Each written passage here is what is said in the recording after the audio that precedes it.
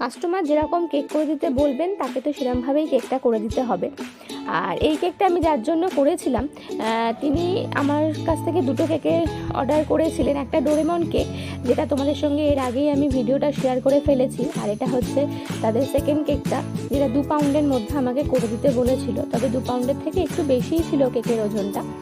আমাকে যেরকম ছবি পাঠিয়েছিলেন আমি সেরকম সেম তাদেরকে কেকটা করে দিয়েছি। যদি আমাকে আমার মতন করে দিতে বলা হতো তাহলে হয়তো একটু অন্যরকম আমি ডিজাইনটা করার চেষ্টা করতাম, কারণ কেকটা আমি একটু বেশি ওপরের দিকটা ফাঁকা লাগছিল সেই কারণে। তবে কাস্টমার যেরকম বলবেন আমাকে তো সেরকমভাবে করে দিতেই হবে। আর তাদের কিন্তু কেকটা বেশ ভালো লেগেছে। তোমাদেরও যদি ভালো লেগে থাকে তাহলে কিন্তু অবশ্যই আমার চ্যানেলটাকে সাবস্ক্রাইব করো, লাইক কমেন্ট আর শেয়ার করে কিন্তু পাশে থেকো।